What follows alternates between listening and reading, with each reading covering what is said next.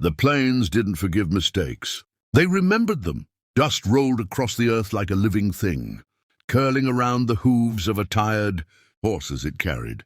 A man who hadn't slept in 3 days. His name was Eli McCrae, a ranch hand turned widower, riding with his last hope wrapped in a blanket against his chest. The baby was quiet now, too quiet, and that terrified him, more than the distant thunder gathering over the mesas. Eli's wife had died 2 nights earlier, fever burning her away like a match in dry grass. She'd made him promise, voice thin as smoke, that he wouldn't let the plains take their son. But promises meant little out here without water or milk. The ranch was 20 miles behind him, the nearest town farther still. His horse stumbled, ribs showing, eyes dull. Eli whispered to it like a prayer, though he wasn't sure who he was praying to anymore. That's when he saw the riders. They came out of the heat, shimmer like spirits, Apache women, 6 of them mounted and silent. No war paint, no raised weapons, just eyes sharp as flint and faces carved by sun and loss. Eli's hand went to his revolver without thinking. One of the women raised her palm. A warning or mercy? "You're bleeding," she said in broken English, nodding to his cracked lips. "And the child. He is hungry." Eli swallowed. "I ain't looking for trouble." "Trouble already found you," she replied. They circled him slowly. The baby stirred, a weak cry escaping the blanket. One of the women dismounted immediately, young, black hair braided tight, eyes dark but gentle.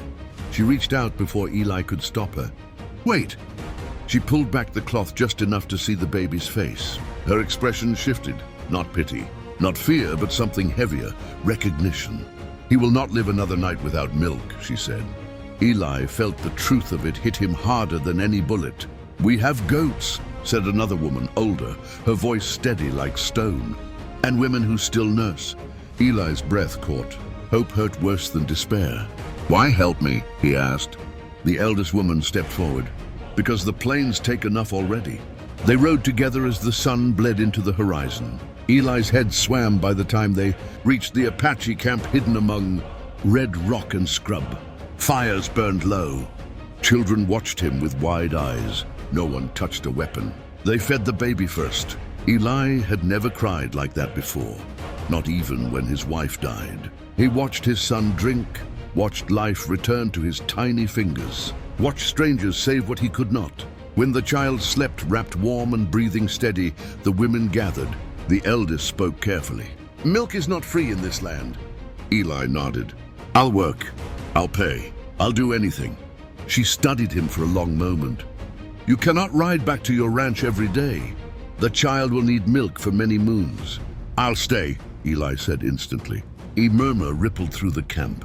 Then came the words that would change his life. "You will marry one of us." The fire cracked loudly, as if the land itself had spoken. Eli stared. "Marry? Our people protect what joins us," the woman said. "The child must belong somewhere. So must you." Suspicion twisted in his gut. "Which one?"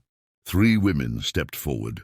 The young one who had first touched the baby, a quiet widow with sorrow in her eyes, and a fierce rider with scars on her arms and fire in her gaze. Eli felt the weight of the plains press in around him. Outside the camp, unseen by all, white men watched from the rocks, rifles resting on stone, men who hated Eli, who hated Apaches more, and who would soon bring blood to the dust. The plains remembered promises, and they collected them. At the end of chapter 1.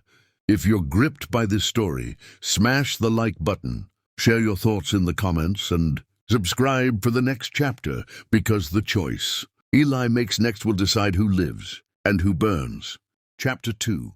Blood and Vows. Morning came sharp and unforgiving. Eli woke to the sound of horses snorting and the low murmur of voices. For a moment he forgot where he was. Then he felt the weight of his son against his chest, and the truth came crashing back. Marriage, survival, blood debts. The women did not rush him. That unsettled him more than threats ever could. The young woman, Naya, brought him water. Their fingers brushed. Neither spoke. "You don't have to choose today," she said quietly. But the plains had already chosen for him. By noon the riders came. Gunfire tore through the camp without warning. Screams cut the air. Eli grabbed his revolver and rolled, behind a wagon as bullets ripped through canvas and flesh alike. He saw the men then, former ranch partners, bounty hunters, men who blamed him for a land dispute gone wrong. "You should have stayed dead, McCrae," someone shouted. Apache riders answered with arrows and war cries. Smoke choked the air. Horses screamed. The baby cried. Eli fired until his hands shook, defending a camp that wasn't his yet. Naya fought beside him, moving like the wind, fearless and deadly. When one of the attackers grabbed her, Eli put a bullet through the man without hesitation. Something inside him snapped into place. When the dust settled, bodies lay scattered across the plains, white and Apache alike. Blood soaked into the earth, feeding old ghosts. That night the camp mourned. Fires burned brighter. Songs carried grief and strength in equal measure. Eli stood before the women again. "I won't leave," he said. "Not because you saved my son, but because this land tried to take him and failed." Silence stretched. He looked at Naya. "If I marry, it's not for milk. It's for standing together." Her eyes glistened, but she did not look away. The eldest woman nodded slowly. "Then you understand." The vow was simple. No priest, no paper, just fire, earth, and witness. As Eli spoke the words, he felt the plains watching, waiting to see if he would break like so many before him. Far off, more riders moved in.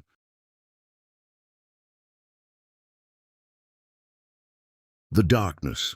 The land was not done testing him. Not yet. The plains were quiet in the way a predator goes still before it strikes. Eli felt it before he saw it, the weight in the air, the way the wind pulled back as if holding its breath. Dawn crept over the mesas, pale and cold, turning the campfires into gray ghosts. He stood at the edge of the Apache camp, his son strapped against his chest, listening to the land speak in signs only men, who'd nearly lost everything, ever learned to hear.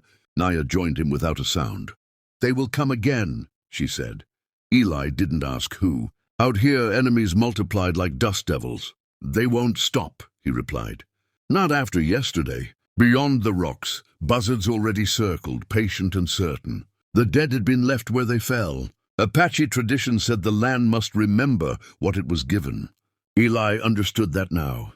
The West ran on memory and blood, and it never forgot a debt. By mid-morning, scouts returned with grim news. A larger group of white riders had been seen near the dry wash to the north, armed, organized, men with something to prove. "Cattle barons," Eli muttered when he heard the description. "Backed by town law, maybe even the army." The eldest woman studied him closely. They want the land." "They want me," Eli said. "The land's just the excuse." Silence followed. No one argued.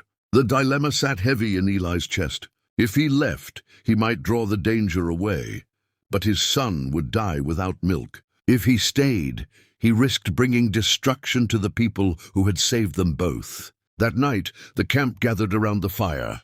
Children were sent to the caves. Warriors sharpened blades.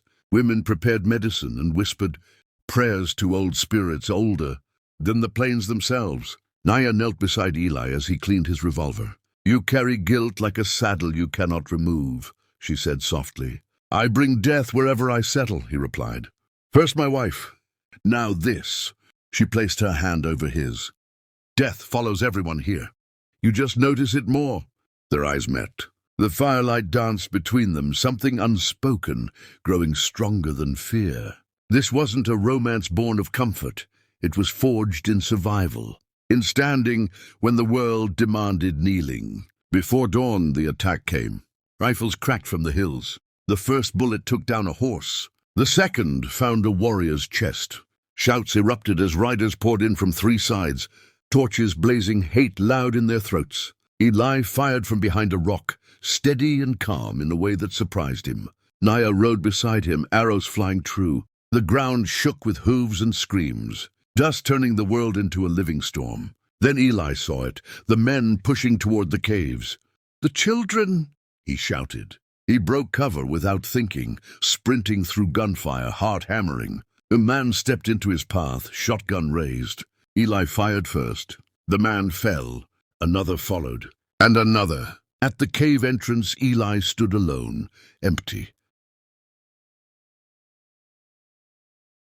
revolver in hand, daring the world to take what little he had left. No one crossed him. When the sun rose, it revealed a broken battlefield. The attackers had retreated, leaving bodies and burned wagons behind. Victory, but the kind that tasted like ash. The eldest woman approached Eli, her face unreadable. "They will return with soldiers next time."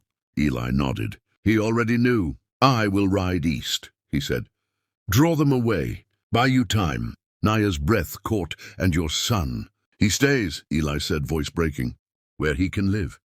The plains were silent as Naya stepped forward. "No," she said firmly, "you ride with us or not at all. Families do not scatter when wolves circle." Eli looked at the people around him, wounded, grieving, unbroken. For the first time since his wife died, he felt something close to belonging. Then far off a horn sounded. Not Apache. Military, blue coats crested the ridge rifles, gleaming in the morning sun. The West was changing, and it would demand more than blood this time.